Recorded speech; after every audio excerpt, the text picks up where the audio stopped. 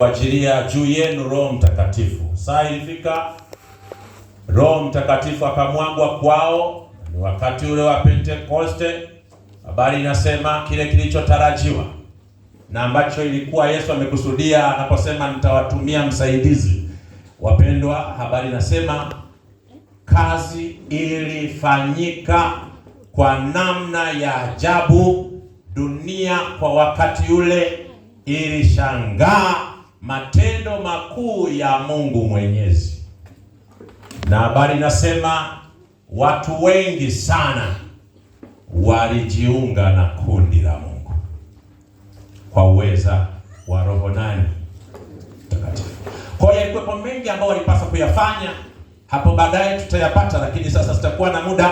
Lakini tumetembea na hiyo ramani, na kwamba utagundua ya kwamba Mungu aliwatumia watu wa kawaida sana, ordinary people, ambao hata jamii haiwaoni kwamba ni watu wa maana.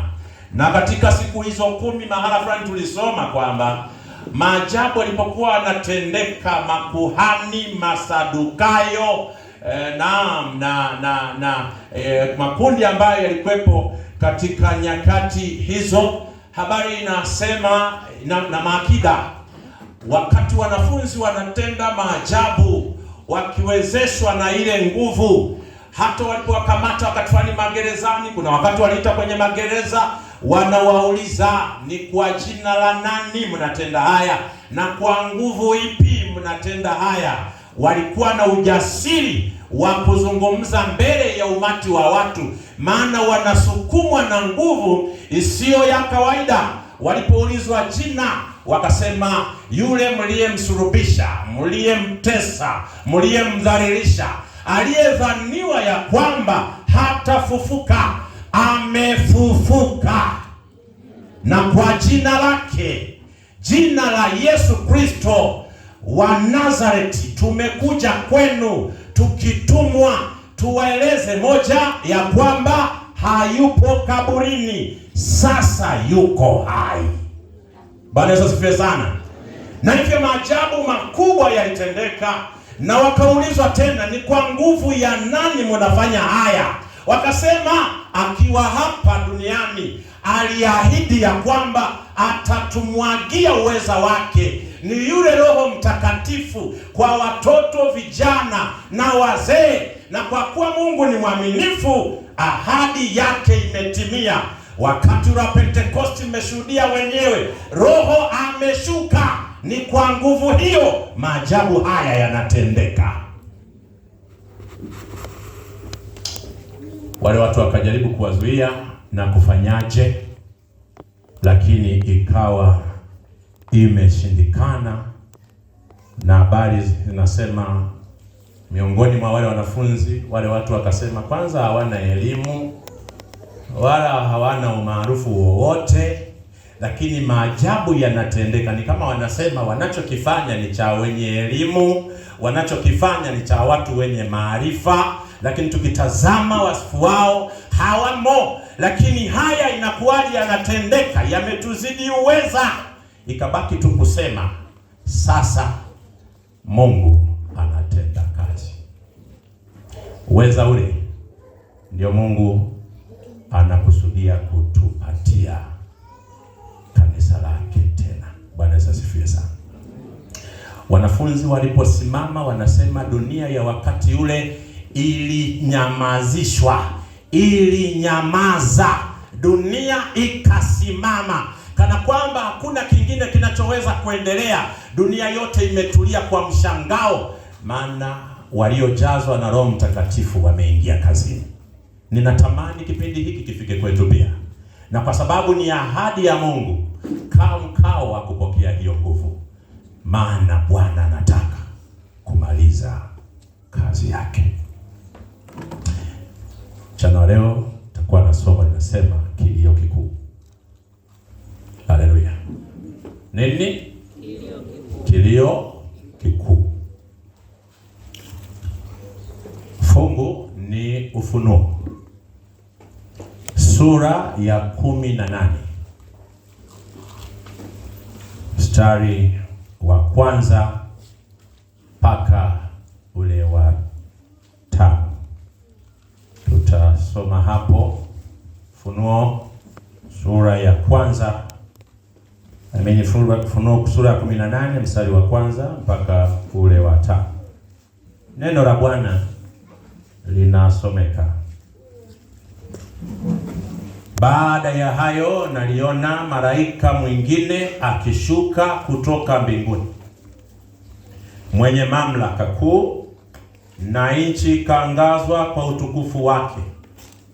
Akalia kwa sauti kuu akisema, umeanguka, umeanguka Babel, ule mkuu, umekuwa maskani ya mashetani na ngome ya kila roho mchafu na ngome ya kila ndege mchafu mwenye kuchukiza, kwa kuwa mataifa yote wamekunywa mvinyo ya ghadhabu ya uasherati wake, na wafalme wa nchi wamezini naye, na wamefanya biashara. Asema na wafanya biashara wa nchi wamepata mali kwa nguvu za kiburi chake. Kisha nikasikia sauti nyingine kutoka mbinguni ikisema, tokeni kwake, enyi watu wangu, msishiriki dhambi zake, wala msipokee mapigo yake, kwa maana dhambi zake zimefika hata mbinguni, na Mungu amekumbuka maovu yake. Tuombe. Baba na Mungu wetu mwema, tunakualika sasa kwa njia ya Roho Mtakatifu, nena nasi katika mioyo yetu. Naomba kwa jina lako Yesu, amen. Ufunuo sura ya 18 mstari wa kwanza mpaka ule wa 5 ndio hapo nilikokuwa nikisoma, na maelekezo yako hapo. Pengine nianze hivi tu kwamba hapa tumesikia habari za Babeli. Halo? Lakini hapa pia tumesikia habari za malaika na kile ambacho malaika anakifanya. Neno malaika kwa Kiyunani ni angelos, ikimaanisha mjumbe. Ikienda kwenye ile ya Kiingereza wanaosema messenger, Kiswahili chake ikimaanisha tarishi. Tarisha ilieleweka vizuri na messenger ilieleweka vizuri. Nyakati hizo tunapotumia vifurushi kwa posta na nini, mtu anatumwa na vifurushi, yule mtu mpeleka vifurushi, messenger, tarishi. Nikashangaa na huko duniani nasikia wimbo anasema messenger kaleta balaa. Ni huyo huyo mpeleka ujumbe. Halo? Tarishi. Neno hili kwa ukweli limetumiwa sana katika kitabu cha Ufunuo. Mara pengine limetumika pia kumaanisha malaika wa Mungu wanaotoka juu. Halo? Wanatoka wapi? Juu. Na hawa wamezungumzwa kitabu kile cha Zaburi 34:7. Anasema malaika wa Bwana hufanya nini jamani? Kituo. Si ndio hicho? Wakizunguka afanya nini? Wakiwazunguka wamchao. Si ndio hicho? Na kufanyaje? Na kuwaokoa. Hawa nao ni wajumbe wanaotumwa na Bwana, wanatoka juu. Na hawa kwa ukweli, wapendwa, unaposema wajumbe, wote ni waleta habari njema kutoka mbinguni kuja kwa wanadamu. Na kwamba nabii unaendelea kutuambia kwamba kama ni swala la wajumbe, hivyo wale wanadamu pia ambao wamemwamini Yesu Kristo na kwamba wanapeleka injili ya wokovu kwa wanadamu wenzao, nao hujulikana kama malaika. kama wajumbe wa Bwana. Bwana Yesu asifiwe sana.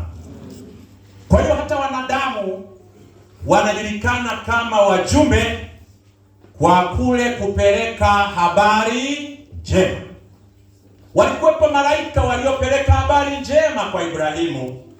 Wakamtembelea Ibrahimu, wakamkuta ametulia hapo akiwa anapita. Tunajifunza kisa kwamba aliwaalika ukarimu. Tumejifunza jana. Halo, ukarimu.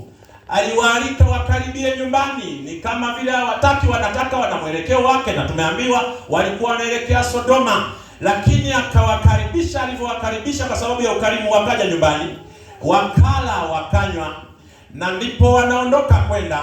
Ndipo kama matokeo ya ukarimu wakatoa taarifa kwamba tunaenda Sodoma na wapi na Gomora, kule tuna kazi moja Mungu ametutuma, tunaenda kuangamiza. Na Ibrahimu anazungumza nao pale, kama ni kuangamiza, maana kuna ndugu zake na kile kutaliza maswali mengi. Anapata matumaini kwamba hawataangamiza wale ambao walibaki kuwa waaminifu kwa Mungu wa mbinguni.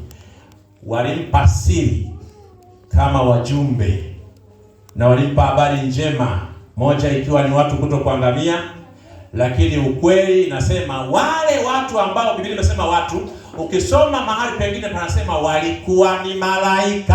Haleluya. Ni wale watu kati fulani wamefananishwa na malaika. Mahali pengine ukisoma kwenye Biblia inasema wala tusiache kukaribisha nini? Wafadhili nani? Wageni. Maana wengine wamewapokea hata nani?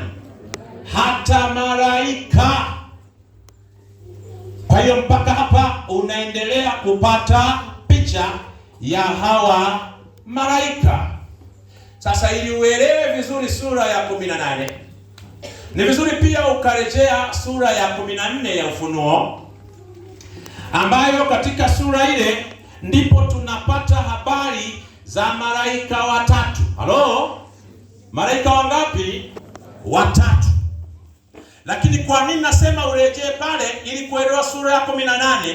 Utagundua katika malaika hawa watatu, mjumbe wa kwanza akisema mcheni Mungu na kumtukuza, maana saa yake ya hukumu yake imefanyaje? Imekaribia. Alipomaliza ujumbe, malaika wa pili yeye anasema umefanya nini? Umeanguka nani? Babeli. Ujumbe ule ulihubiriwa, lakini haukufikia lengo lake, ni kama ukaishia njiani.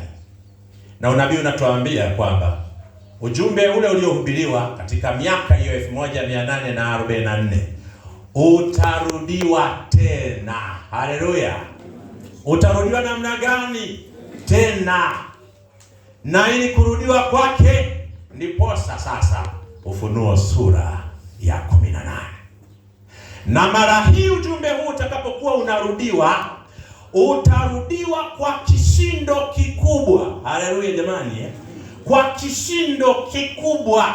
Kishindo kinatokana na nini? Kitatokana na vile yule Roho Mtakatifu, yani mvua ya masika itakaokuwa imemwagwa kwa watu wa Mungu. Kwa ukiniuliza Ufunuo sura ya 18 habari ya yule malaika mwingine ni nani, nitakwambia ni kushuka kwa Roho Mtakatifu ili kumaliza kazi.